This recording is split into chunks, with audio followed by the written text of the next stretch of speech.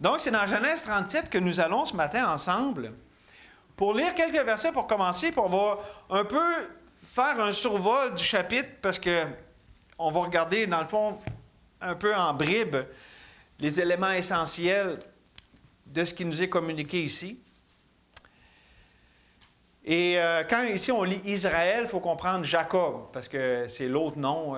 Parce qu'Israël, des fois, on réfère au peuple. Mais là, ici, vraiment, dans le contexte, on parle de Jacob, là, le patriarche, le père des 12 tribus. Et donc, on commence au verset 3, ça dit « Israël aimait Joseph plus que tous ses autres fils, parce qu'il avait eu dans sa vieillesse, et lui fit une tunique de plusieurs couleurs. Ses frères virent que leur père l'aimait plus que tous, et le prirent en haine, et ils ne pouvaient lui parler avec amitié. Joseph eut un songe, et il le raconta à ses frères, qui le haïrent encore davantage. Il leur dit, « Écoutez donc ce songe que j'ai eu. Nous étions à lier des gerbes au milieu des champs, et voici ma gerbe se leva et se tint debout, et vos gerbes l'entourèrent et se prosternèrent devant elle. » Ses frères lui dirent, « Est-ce que tu régneras sur nous? Est-ce que tu nous gouverneras? » Et ils le haïrent encore davantage à cause de ses songes et à cause de ses paroles. On te remercie, Seigneur, de ce que tu nous donnes un temps pour s'arrêter ensemble. On le disait dans la prière, Seigneur, tantôt, ce qui est distinct de ton peuple, c'est qu'il se repose en toi. Dans l'Ancien Testament, il y avait le sabbat qui était un signe visuel et concret de ce repos. Et nous, maintenant, nous avons l'accomplissement en Jésus. Où est-ce que pour le salut de nos âmes, on se repose de nos œuvres, mais aussi, Seigneur, on peut se reposer en toi dans le quotidien. Merci pour le repos en Jésus. Et on vient à toi ce matin pour entendre tes paroles douces, vraies, pour se reposer en elles, se reposer en toi avec ce que tu as à nous dire ce matin. Parce que tu as quelque chose à nous dire. À chacun ici personnellement. Et à nous tous aussi ensemble en tant que corps. Donc merci Seigneur que tu te donnes à nous dans ce temps béni. On s'ouvre à toi, on s'en remet à toi pour, Seigneur, que chacun ici prenne ce beau rendez-vous divin que tu as pour chacun. Au nom de Jésus. Amen. Le plan vers la grandeur de Dieu, c'est le thème du mois de juillet, la grandeur de Dieu, ou créé pour la grandeur de Dieu. Nous sommes créés pour la grandeur de Dieu. Puis avant, de tirer des leçons avec le passage, puis l'histoire qu'on va considérer ici, une histoire bien connue, puis vous allez voir aussi, on ne sera pas dans un terrain inconnu dans le mois de juillet, on va être avec des choses qui sont quand même bien familières, mais desquelles on peut toujours apprendre. Et j'aimerais vous donner un peu l'essentiel de ce qu'on va couvrir là, avec ce thème de la grandeur de Dieu, du fait que nous sommes créés pour la grandeur de Dieu. C'est dans le sens où est-ce que nos vies, puis nos voies, vont être incomplètes et insatisfaisantes tant que nous n'aurons pas trouvé, pris, tant qu'on ne se sera pas approprié les vérités de la grandeur de Dieu. Et les vérités de la grandeur de Dieu, on peut dire qu'il y a deux éléments essentiels par rapport à ça. D'abord, le comment de la grandeur de Dieu, c'est la croix. Comment Dieu voit sa grandeur? Par la croix. La croix qui réconcilie sa justice et son amour. Mais aussi le pourquoi de la grandeur de Dieu. Pourquoi Dieu est si grand et incomparable, qu'il n'y a pas Dieu comme lui? Son amour.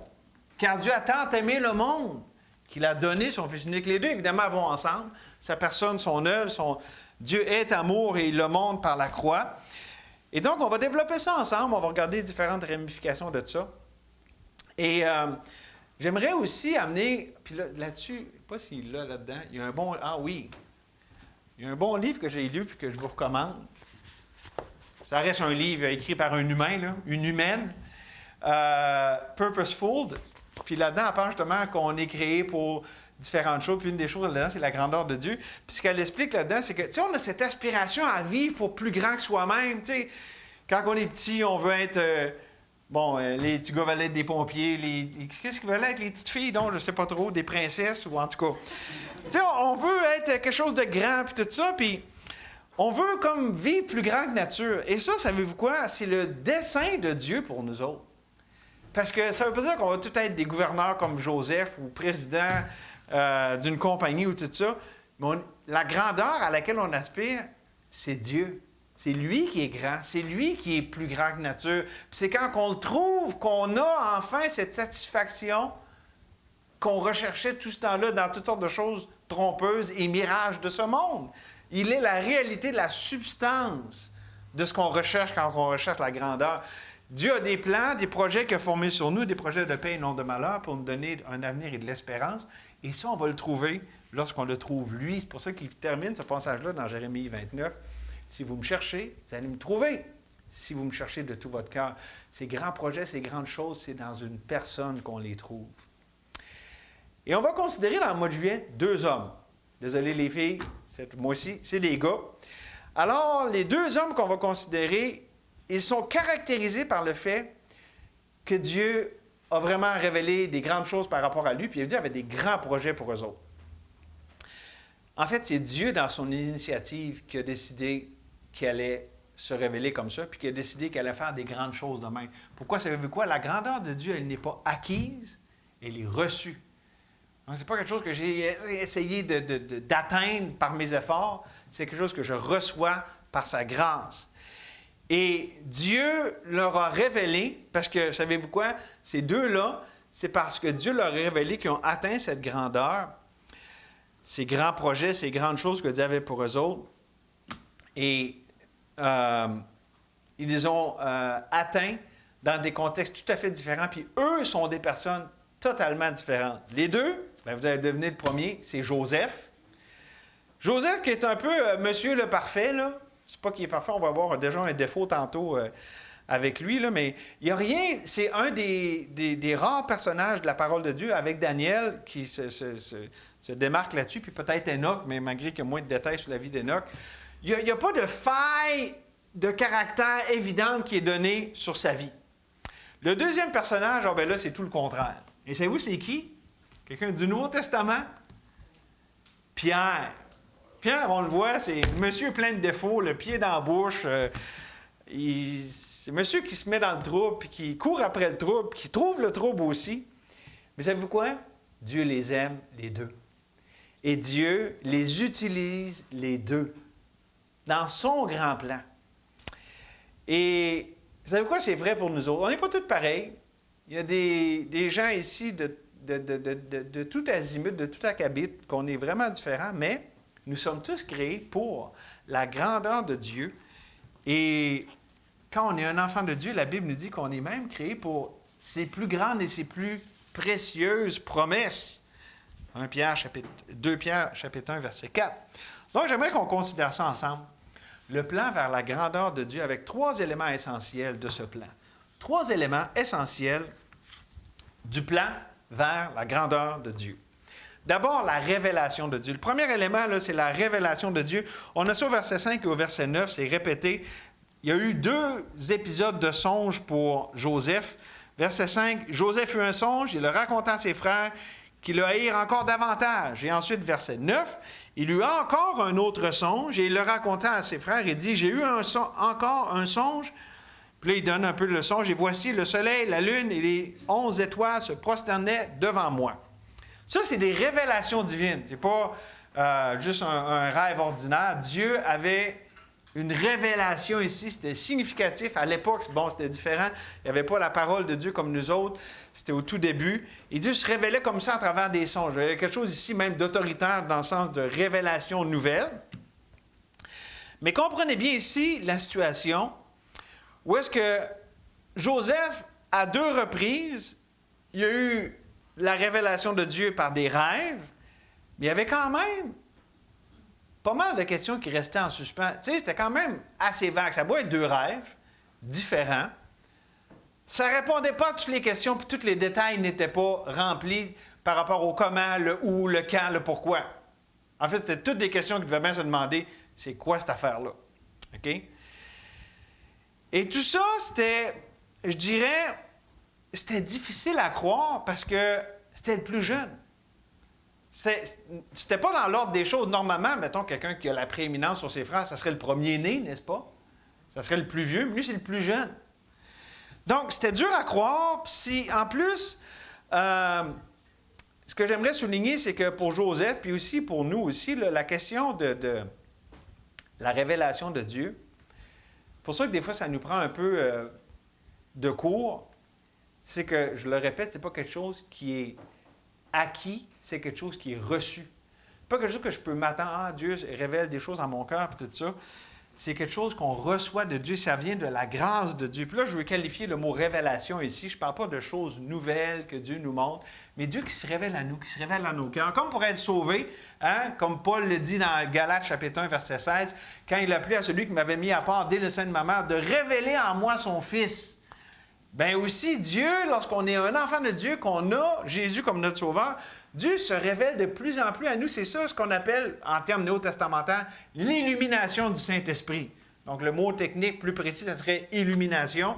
Mais pour se comprendre ici, pour avec le texte un peu avoir une compréhension selon ce qu'on regarde ce matin, on va prendre le mot révélation. Okay? Mais ça ne veut pas dire quelque chose de nouveau, mais tu sais, quand Dieu se révèle à nos cœurs, ça fait partie de ce qu'on appelle l'illumination. Ça veut donc dire que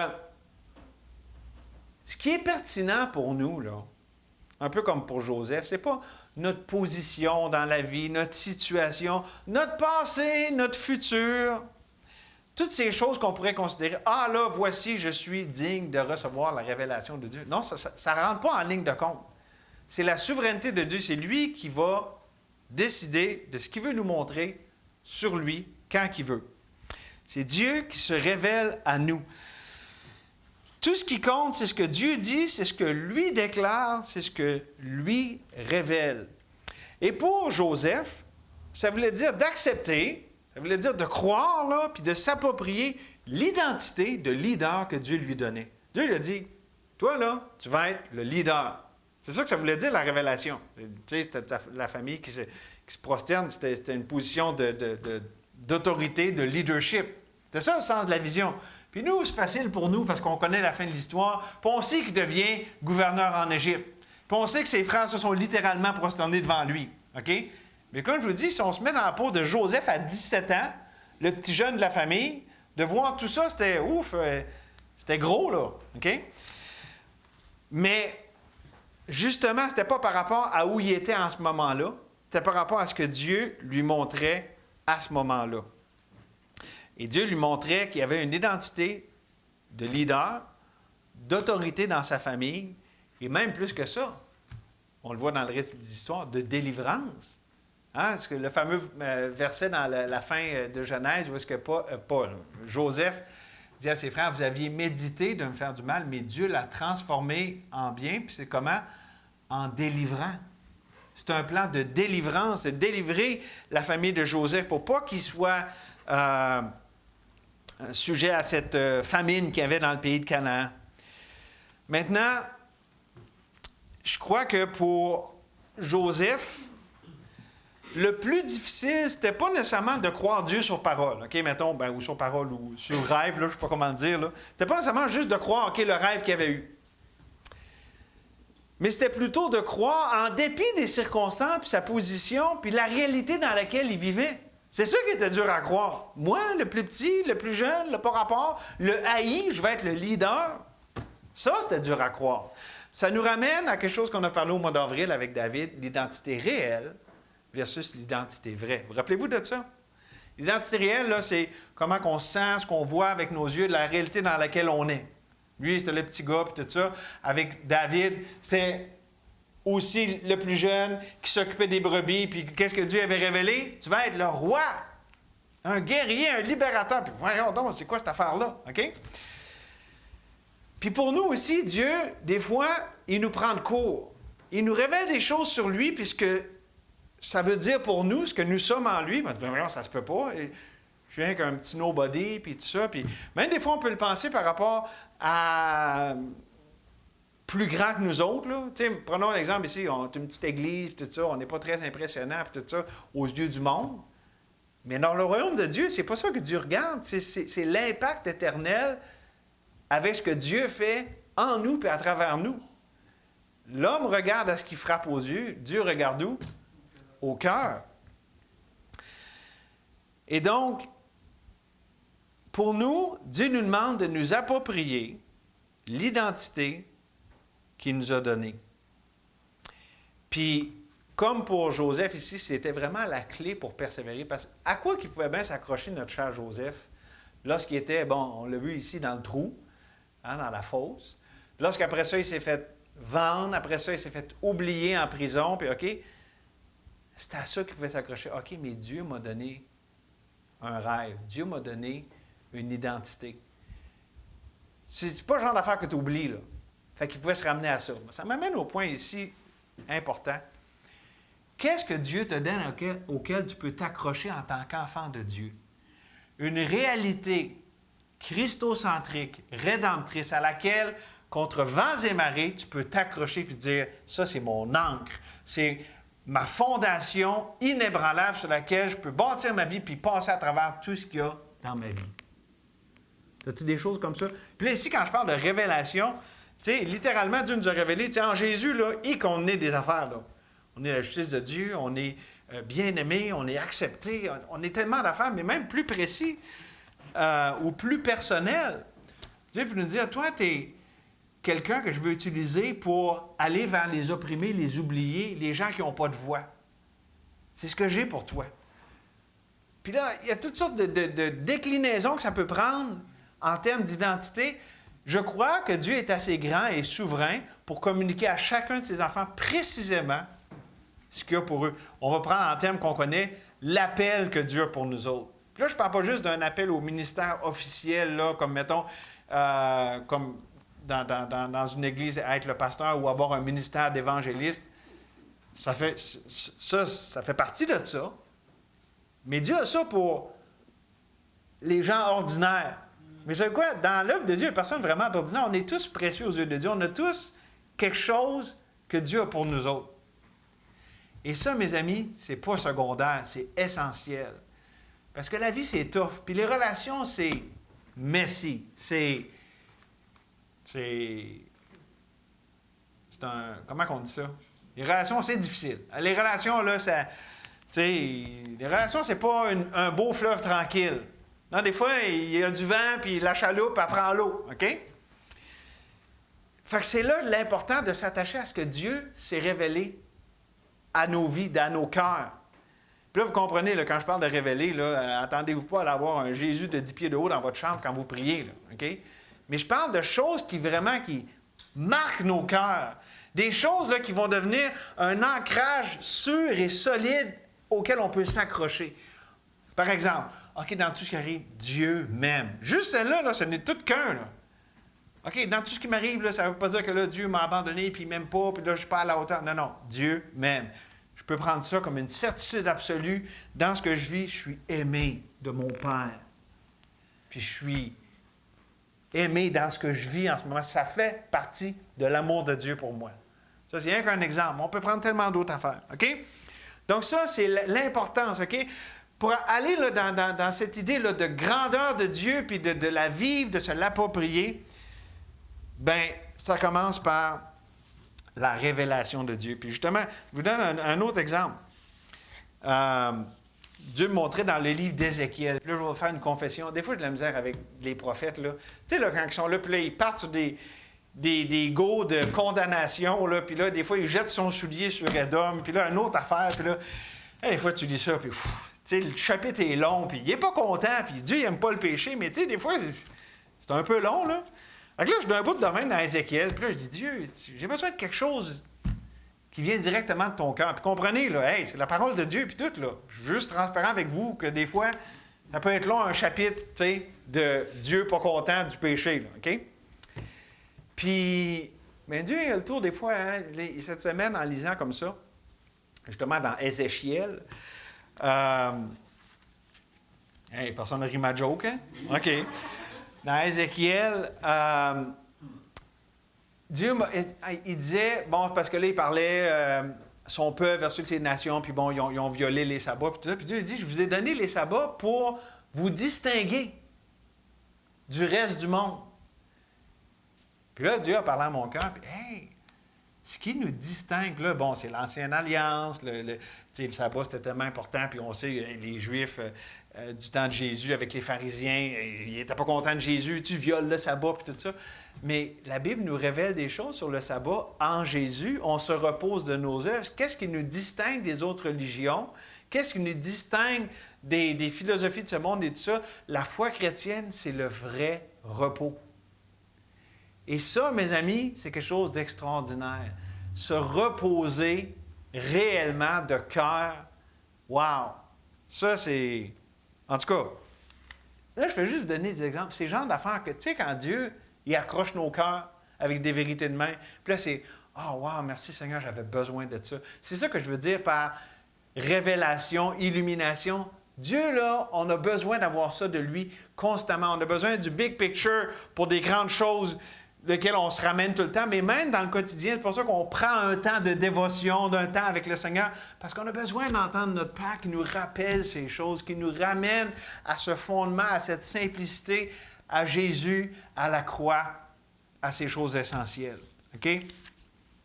Et ça, mes amis, oui, c'est des choses qu'on recherche, mais d'une autre façon, ne sont pas acquises par notre performance, là, sont simplement reçues.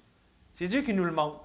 Tu sais, comme moi, je m'attendais, OK, je recherchais, OK, Dieu, je vais entendre de quoi dans mon cœur pour ce que tu as pour moi. Puis bon, même je suis dans Ézéchiel, tu es capable de faire ça. Mais je l'ai reçu. Dieu m'a, tu sais, c'est un verset. Puis là, ça m'a interpellé. Ça m'a, voyez-vous?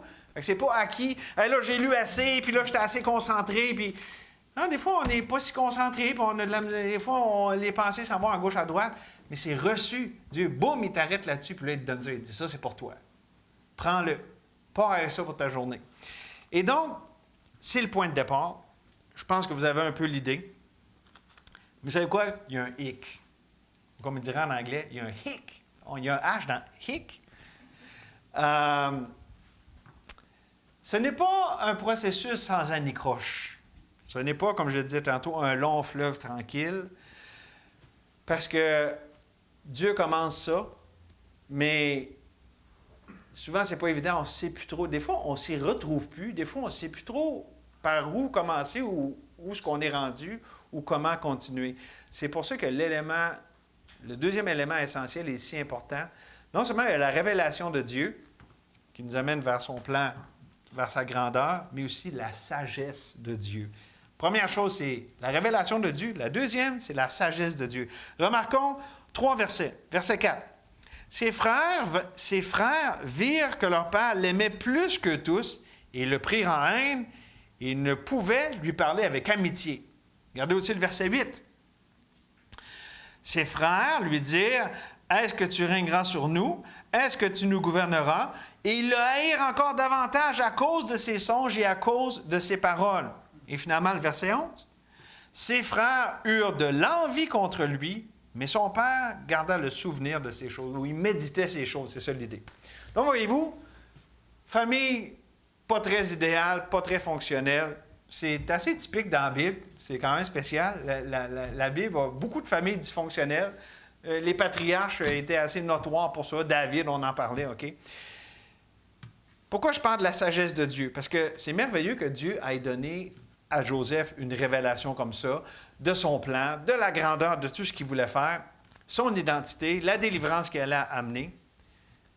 Mais dans le cas de Joseph, il n'y avait pas beaucoup de la sagesse pour gérer une telle révélation. Je crois qu'on a dans le verset 6 un peu une idée du ton. Par écrit, c'est dur des fois d'avoir le ton. Mais regardez le verset 6. Joseph parle à ses frères et il leur dit « Écoutez donc ce songe que j'ai eu. » Puis un point d'exclamation. Moi, je pense qu'il disait « Hey, écoutez, là, je vais vous dire ce que j'ai eu. Dieu m'a montré. » Il était arrogant, je crois. Je pense qu'il se pensait bon, le petit jeune, puis « Hey, j'ai eu un songe, puis tout ça. » Puis... En tout cas, d'après ce que je comprends, encore là, c'est dur de voir quel est le ton, mais tu sais, le donc et le point d'exclamation semblent communiquer qu'il allait un peu over the top, là, notre cher Joseph. Là. Fait qu'il n'y avait pas vraiment de sagesse pour gérer ses relations familiales. Puis, je pense qu'il instrumentalisait le fait que Dieu lui donnait des révélations comme ça pour provoquer ses frères. Déjà, c'était le chouchou, il en mettait. Fait que, bon, comprenez-vous? Les frères, eux autres, de leur côté, ben, ils étaient dans la haine et la jalousie. Ils n'étaient pas plus sages, là. Leur plan pour s'occuper de leur frère, c'est d'abord de le tuer, puis une chance qu'il y en a qui ont eu d'autres idées. Mais, tu sais, de le jeter dans une fosse, c'était pas bien mieux. Puis de, ben, on a une meilleure idée, tiens, on va le vendre. Wow, c'est un bon plan, ça, pour résolution de conflits familiaux, hein? N'essayez pas ceci à la maison, là. Vendez pas votre frère et votre soeur. Les enfants, vous n'avez pas le droit de vendre. S'il y a des Ismaélites qui passent à Saint-Augustin, là, vendez pas vos frères et vos soeurs parce qu'ils sont tannants, OK? Ben, je sais que c'est passé par l'idée de plusieurs ici, OK? Donc, pas de sagesse là non plus. Donc, Joseph, les frères. Puis le père, là-dedans, ben, il était un peu perplexe. Parce qu'il repassait ces choses dans leur cœur, ben il a quand même, il s'est prononcé, il dit « Attends un peu, là, c'est quoi tu dis là, tu sais, ça donne même pas de bon sens. » Mais tout le monde, un peu, dans le fond, il savait pas trop comment dealer avec ça. C'était la patate chaude dans la famille qu'on ne sait pas quoi faire avec. Voyons, c'est quoi cette affaire-là que Dieu a dit à Joseph? Là, qui se pensent bon, là, qui sont pas contents, puis le père, il sait pas trop quoi faire avec ça. Mais savez-vous qu'est-ce que je peux apprendre, moi, simplement dans tout ça? Il n'y avait pas de sagesse parce qu'ils n'ont simplement pas été à Dieu. Ils n'ont pas consulté Dieu. Savez-vous quoi? Ils avaient juste dit « Hey, Dieu, c'est quoi tu fais avec ça? » Pensez-vous que Dieu aurait pu leur donner la sagesse? Il aurait pu leur donner de la direction? Dieu aurait pu... Mais d'après ce qu'on voit dans le texte, personne n'a fait ça.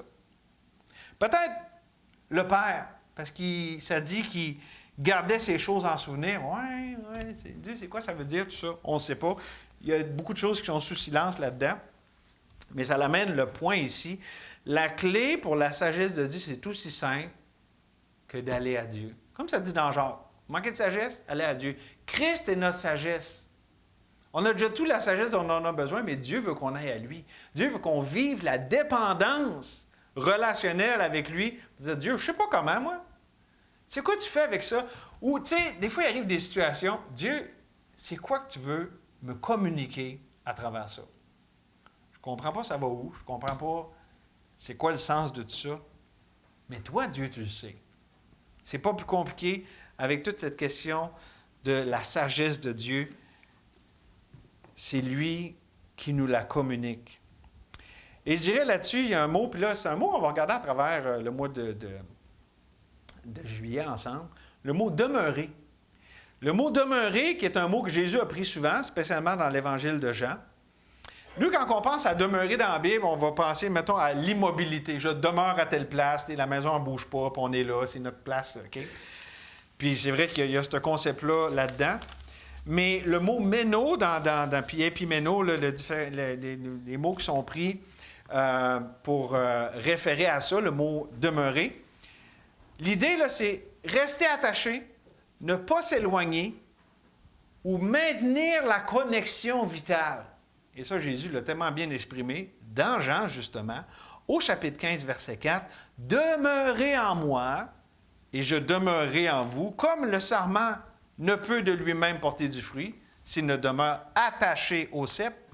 Ainsi, vous ne le pouvez non plus si vous ne demeurez en moi. » 4 fois, il dit le mot « demeurer » dans ce verset-là, Jean 15, 4. Et donc, c'est vraiment ici, Jésus prend cette idée de l'union organique, un arbre avec les branches, puis la sève, OK? Si la branche ne demeure pas attachée, reste attachée au tronc, bien, la sève ne passe pas, puis la branche, elle meurt, OK? Donc, l'idée de la sagesse de Dieu, c'est simplement de rester attaché à Jésus de façon consciente. Ça veut dire quoi? Je parlais tantôt, des fois, on ne sait pas trop ce que ça veut dire. Dieu a besoin de nous donner le sens de ça, d'aller à lui, mais c'est demeurer, c'est rester dans cet état conscient de dépendance. Dieu, je n'ai pas la réponse. Dieu, je ne veux même pas essayer, moi, de la trouver la réponse. Dieu, je viens à toi, tu es ma sagesse. Tu es celui qui peut mettre la lumière sur ces choses ténébreuses pour moi. C'est ça l'idée de demeurer dans cet attachement, cette dépendance. Dieu, c'est toi ma vie, c'est toi qui peux faire porter du fruit. Moi, je ne sais pas comment tout ça, là, ça peut porter du fruit, mais toi, tu le sais, je viens à toi. C'est ça l'idée de demeurer, c'est juste ça. Rester attaché, rester dans cette connexion vitale.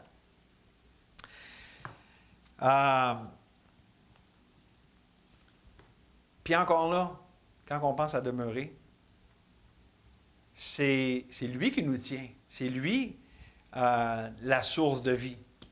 Notre besoin, c'est simplement de demeurer dans cette conscience de cette réalité. On est attaché à lui, on est dans la vigne, mais c'est se le ramener. Un peu comme le Père, il gardait le souvenir de ces choses, les ramener à notre cœur, comme Marie avec tout ce qui arrivait avec Jésus qui est né, puis tout ça, puis elle repassait, puis les événements entourant sa naissance, elle repassait ces choses dans son cœur. Qu'on médite sur ces choses, sur les réalités que Dieu amène dans nos vies, qu'on les ramène. C'est ça l'idée de demeurer, puis c'est ça ici l'idée avec la sagesse de Dieu. C'est comme ça qu'on va pouvoir avancer, savoir comment avancer dans ce que Dieu nous amène. Et le troisième élément essentiel dans le plan vers la grandeur de Dieu, c'est le suivant, le processus de Dieu. Oh, le processus de Dieu. Y a-t-il ici quelqu'un qui a une idée du processus que Dieu veut employer, nous faire passer dans nos vies? On n'a aucune idée, personne. C'est quoi le processus? Tu sais, par où, comment, puis où, puis quoi? On ne sait pas. On regarde en arrière, on va, OK, on a passé par là. On est un petit peu... On a une idée pour le présent, mais pour l'avenir, ça mène où? On ne sait pas. OK? Bon. Puis, c'est ça ici. On ne va pas tous les versets, mais tu sais, la fin du chapitre, tout ce qui arrive, là, les frères qui veulent le tuer, finalement, qui le mettent dans la fosse, puis après ça, le vendre et tout ça. Puis là, c'était pas fini. Là, c'était le début. C'était le début d'un long processus, d'un long trajet d'épreuve que Dieu avait pour Joseph. Et ça... L'important là-dedans, là, pour Joseph, ce n'était pas de tout comprendre. C'est de s'attacher à ce que Dieu y avait dit, puisque Dieu voulait qu'il sache. OK? Puis de demeurer dans cette position. Ou pour le dire autrement, l'important dans le processus de Dieu, là, c'est de demeurer sous Dieu, sous son autorité, sous... OK? De rester dans cette position de dépendance. C'est ça qui va nous faire passer au travers. Ce n'est pas notre force, ce n'est pas tout le fait de comprendre et d'avoir toutes les explications. Non, c'est de dire, Dieu, je demeure dans cette position de dépendance. C'est ça qui va nous faire passer au travers. Oui, pour avoir la sagesse de savoir quoi faire à quel moment, mais même des fois on perd un peu, on est un peu dans la brume, mais juste de dire, OK, Dieu, même si je ne vois pas avec mes yeux, même si je ne comprends pas, je demeure sous toi. Je me soumets à toi, je te fais confiance. Et ça, tout au long du processus, c'est ça l'idée de demeurer sous, ou c'est-à-dire épiméno, demeurer sous l'autorité de Dieu, sous sa personne. Et Dieu, qu'est-ce qu'il faisait pour Joseph? Mais Dieu le préparait à tout ce qu'il y avait pour lui. OK? Dieu, il a donné une vision, après ça, là, il a permis des circonstances. Puis Dieu a commencé là-dedans à y enseigner la sagesse, à savoir comment dealer avec les choses pour passer à travers. En termes relationnels, Dieu enseignait à sa propre façon, comme Dieu seul peut le faire, il enseignait à Joseph à demeurer sous son autorité, à demeurer connecté, à lui faire confiance, peu importe ce qui arrivait. Ou si vous voulez, à demeurer dans la maison de Dieu. Pas juste comme un invité, OK, Dieu, tu peux venir en visite. Non, non. C'est permanent. On reste ensemble. C'est ça l'idée de demeurer. C'est ça qui va faire la différence pour passer au travers du processus que Dieu a pour nous autres. Et dans un sens, on peut dire que c'est déjà accompli si on est un enfant de Dieu. Christ demeure en nous. Hein? Christ en nous, l'espérance de la gloire. OK? Mais il y a aussi la question de la foi où est-ce que consciemment, on se ramène à la réalité que Christ est en nous et que nous sommes en lui. Ça, il y a une question de foi là-dedans, parce qu'on peut l'oublier. Des fois, on peut comme vivre un peu sur le pilote automatique, puis on oublie ces choses bénies, ces réalités qui sont les nôtres, mais qu'on doit se ramener comme étant un fait, comme étant ce qui nous définit, comme étant l'ultime réalité pour nous autres.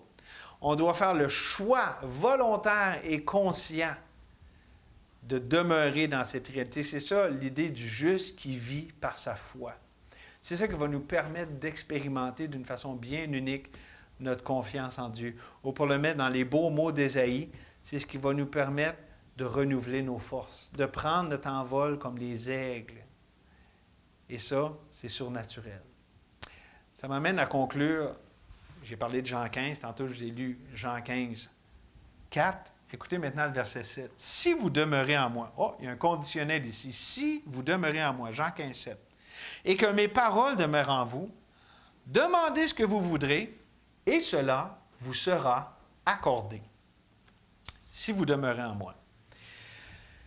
Ici, ce n'est pas l'idée de si vous restez sauvé, si vous êtes assez bon pour demeurer sauvé. Ce n'est pas une question ici de garder son salut par nos propres efforts, OK? Parce que le salut ne se gagne pas par nos efforts, mais il ne se garde pas non plus par nos efforts. Le salut vient de l'Éternel, c'est l'œuvre de Dieu. On était en Adam, Dieu nous a placés en Christ, puis on reste là, OK? On ne va pas rentrer dans tous les détails de ça, mais juste pour clarifier ici que demeurer, ça ne veut pas dire de se garder sauvé, OK? Le fardeau du salut, au départ et pour tout le reste de notre vie, ne repose pas sur nos épaules. C'est la grâce de Dieu, OK? Mais c'est par le moyen de la foi. Donc ici, quand il dit « Si vous demeurez en moi et mes paroles en vous, demandez ce que vous recevrez. » Donc, il y a une condition. 2 fois, il dit « Demeurez en moi, puis mes paroles en vous. » Puis là, ensuite, il y a un exaucement. Demandez ce que vous voulez. On va être exaucé, ça va vous être accordé. Je crois que là, il y a vraiment le secret pour expérimenter le plan vers la grandeur de Dieu. Dieu, ce qu'il nous demande, là, simplement, là, c'est ce qu'il nous dit, ce qu'il nous révèle, ce qu'il est. Qu'on demeure dans cette conscience, dans cette foi. OK, ça, là, c'est ça qui définit ma vie. Dieu, Christ est ma vie. Puis, Dieu dit, demeure là-dedans, demeure en moi, puis mes paroles en toi. On parlait tantôt du temps personnel avec Dieu. C'est drôle comment Dieu ne mesure pas comme d'autres on mesure. Nous, on dit, OK, j'ai lu la parole, puis j'ai fait ce que j'avais à faire un matin. Je peux cocher, j'ai lu mon chapitre de la Bible. Dieu dit, non, non. Est-ce que ce que tu as lu, ça demeure en toi? Parce que savez-vous comment c'est possible des fois de lire très intellectuellement, ou des fois, ça rentre par une oreille, puis ça sort par l'autre. Puis on a comme lu, mais 5 minutes après, quelqu'un nous dit qu'est-ce que tu as lu? Ben, j'ai lu dans Genèse, là, tu sais, Joseph, là. Puis là, on ne sait pas trop. Pourquoi? Parce que les paroles ne demeurent pas en nous. Des fois, c'est mieux de lire un verset, puis juste de s'arrêter dessus, puis de le lire, puis de méditer, puis qu'il reste en nous. OK? Pourquoi? Parce que c'est le matériau que Dieu utilise pour accomplir son œuvre dans nos vies. OK? C'est ça l'idée de demeurer, puis demeurer en moi, que mes paroles demeurent en vous. C'est ce qui va amener l'œuvre de Dieu à s'accomplir dans nos vies. Puis là, n'ayez pas peur, là, si, mettons, des fois, vous l'arrachez, puis tout, Dieu est plus grand que juste notre capacité à demeurer. Là. Je ne suis pas en train de vous dire que là, vous avez le fardeau d'essayer de demeurer. Puis ça. Non, l'idée, c'est restons dans cette conscience, dans cette foi qui regarde à Dieu et qui demeure dans notre relation avec lui, qui demeure sous son autorité, peu importe ce qu'il envoie. Tu sais, des fois, il y a des coups plates dans la vie qui peuvent arriver. Dire, OK, Dieu, c'est vraiment pas ce que tu arrives, mais je viens à toi savoir, c'est quoi tu veux me dire avec ça? Puis, qu'est-ce que je fais avec tout ça? C'est ça l'idée de demeurer. Puis là, les paroles de Dieu, Dieu va nous rappeler sa parole, va nous rappeler des choses. C'est relationnel. C'est revenir à Dieu. C'est ça l'idée. La clé, ce n'est pas une formule, ce n'est pas une façon de faire, c'est une personne. Demeurer sous lui, demeurer dépendant, connecté, en connexion vitale. Et donc, je termine avec une série de questions. Dans le premier point, on a vu la révélation de Dieu. Dieu a révélé une identité à Joseph. Est-ce que Dieu t'a donné à toi, à ton cœur, à toi, une identité propre? OK, d'abord, est-ce que tu acceptes l'identité d'être un chrétien, que ce n'est pas selon la performance, mais aussi, même plus précisément, est-ce que Dieu t'a donné quelque chose de précis pour toi? Il t'a créé avec ce but en Jésus-Christ pour que tu vives ces choses. Est-ce que Dieu t'a donné ça? Si ce n'est pas clair, demande-lui. Dieu, il révèle ce qui est caché. Puis Dieu, si on le cherche, on le trouve. Fait que déjà, c'est pas compliqué. Si vous ne le savez pas, c'est pas grave. Allez à celui qui le sait, puis qui veut vous le dire. Donc, première question, Dieu t'a-tu donné une identité propre à laquelle tu peux t'accrocher? Est-ce que Dieu t'a donné la sagesse pour passer au travers de ce qu'il permet dans ta vie. Puis là, quand je dis Dieu nous a donné Jésus, puis on a toute la sagesse dont on a besoin.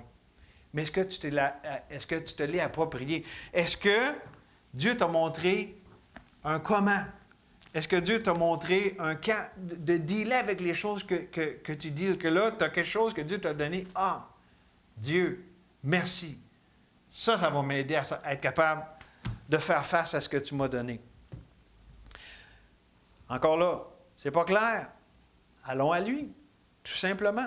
Il est notre sagesse. Puis troisième question, Dieu t'a donné une identité, t'as-tu donné une sagesse pour dealer avec ces choses? Puis est-ce que Dieu t'a embarqué dans son processus? Savez-vous quoi? Si vous êtes un enfant de Dieu, là, désolé de vous le dire un matin, là, si vous ne saviez pas, vous êtes dans le processus de Dieu. Puis son processus, ça comprend de souffrir pour le bien, puis le péché des autres. Puis son processus, il y a l'épreuve de la foi là-dedans. On n'est pas de ceux qui croient que si on est un chrétien, on n'aura plus de problème, tout va être beau, puis on n'est pas supposé d'être malade, on est supposé avoir de l'argent, plein de comptes de banque, puis ils vécurent heureux, ils ont beaucoup d'enfants. C'est-à-dire, Dieu bénit, puis Dieu est extraordinaire, mais quand on est un enfant de Dieu, on n'est pas exempt des épreuves et des choses qui sont du monde ici-bas. Mais on a Dieu qui est là, en plein milieu, puis en fait, qui est spécialement là lorsqu'on vit ces choses. Est-ce que Dieu t'a embarqué dans son processus pour vivre toute la grandeur de ce qu'il a avec toi? Encore là, je ne suis pas sûr, je ne sais pas trop, je suis un peu confus. Tu peux aller à lui. Il est le chemin. Dans tout ça, autant pour Joseph qu'on a considéré ce matin que pour nous, toutes ces choses-là sont données par Dieu. Elles ne sont pas acquises. Regardez pas à vous-même essayer d'avoir ce que ça prend. Dieu a tout ce que ça prend, puis il veut simplement nous le donner. C'est quoi que Dieu nous demande? D'y faire confiance. Dieu nous demande la foi. C'est ça notre partie. Fais-moi confiance. Donc, on peut s'approcher dans l'esprit de Hébreux 4,16. Un beau verset à apprendre par cœur. Approchons-nous donc avec assurance du trône de la grâce afin d'obtenir miséricorde et de trouver grâce pour être secourus dans nos besoins. Puis tant que vous n'êtes même pas encore réconciliés avec Dieu par Jésus, par le sang de la croix, écoutez ce que Jésus lui-même a dit. Venez à moi, vous tous qui êtes fatigués et chargés, et je vous donnerai du repos. Prenez mon joug sur vous et recevez mes instructions, car je suis doux et humble de cœur, et vous trouverez le repos pour vos âmes, car mon joug est doux et mon fardeau léger. On te remercie, Seigneur, de ce que ce matin, on a pu s'arrêter ensemble avec ta parole, et toi, Seigneur, qui se donne à nous encore une fois. Merci, Seigneur, que ce n'est pas juste des belles paroles dans Ésaïe, que ceux qui se confient en toi renouvellent leur force, qui prennent leur envol comme les aigles. C'est vrai. C'est vrai, Seigneur, tu es absolument tout ce que tu dis être. Et tu es fidèle à tout ce que tu nous dis dans ta parole. Merci pour ça, Seigneur. Merci que peu importe dans l'état dans lequel on est, tu peux nous rencontrer, nous rejoindre, te donner à nous. Merci que tu aimes les perdus, que ceux qui ne sont pas encore réconciliés avec Jésus, avec toi par Jésus, Seigneur, tu veux les amener au pied de la croix. Tu veux qu'ils soient réconciliés avec toi. On te prie pour eux, qu'ils voient leurs besoins, qu'ils voient la provision et qu'ils invoquent le nom du Seigneur. Et pour nous, ton peuple, Seigneur, on a besoin de s'accrocher à ce que tu nous donnes, à ce que tu nous dis être, ce que tu nous révèles, ta sagesse et le processus dans lequel tu nous fais passer. On veut demeurer en toi et que tes paroles demeurent en nous. Merci, Seigneur, pour ce matin, pour ce temps béni. On s'en remet à toi pour ce que ça veut dire pour nous ici, chacun individuellement et pour nous ensemble comme Église. Merci d'être si fidèle et bon.